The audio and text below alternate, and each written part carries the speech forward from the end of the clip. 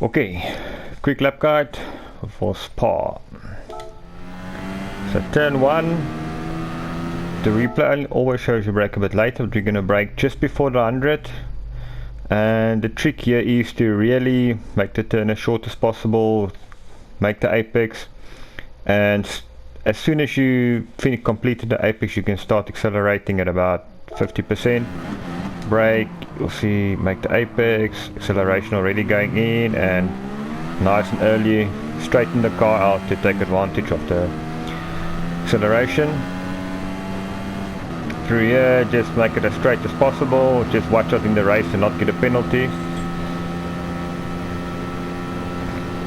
Just coming up to turn the top of the hill. Here you want to brake just before the curb on the left hand side starts and really nicely trail brake it in, so that you on the right hand side you want to touch the curb but miss the bollards. The bollards just slows you down massively.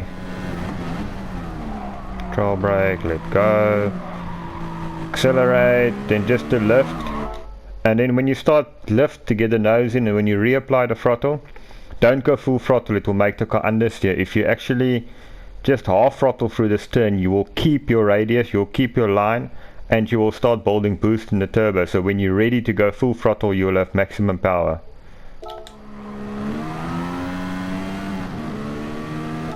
Coming to this turn, just brake just before the curb starts on the left hand side.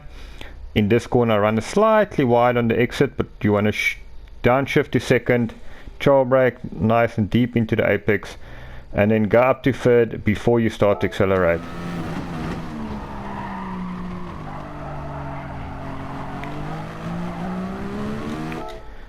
This left hander is very tricky. I basically, as soon as I get to the curb, you're better off braking a bit earlier than braking too late on this corner. A little bit of braking, try and make the apex on the left hand side, again avoid the bollards at all costs, because there's a lot of time in this corner. If you can make the apex on the left hand side and gradually accelerate again without to prevent the car from understeering wide. Accelerate, go. So just that initial acceleration stops the car from initially not going flat out, stops the car from going wide. This turn, just before you basically turn in just before the curb ends, a little bit of braking, so just touch the brakes, turn in, and again if you start accelerating you can accelerate long before the outside apex if you start accelerating gently. If you smash the throttle immediately you'll run wide.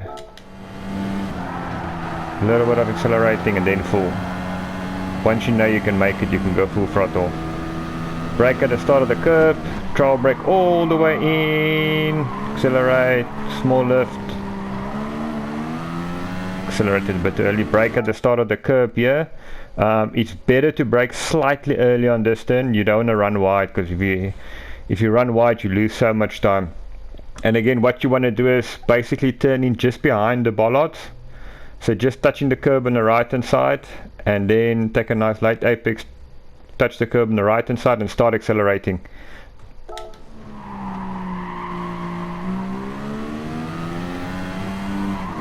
Flat out through here. Alright, now it's all about minimizing steering input, making the track as straight as possible. Go wide here so you scrub less speed on this turn. Here we're going to brake at the 150, run about the 150. This particular corner I run slightly wide, but it's not too bad. Go down to second, stay in second. Okay, go nice and tight here on the left hand side and start accelerating early.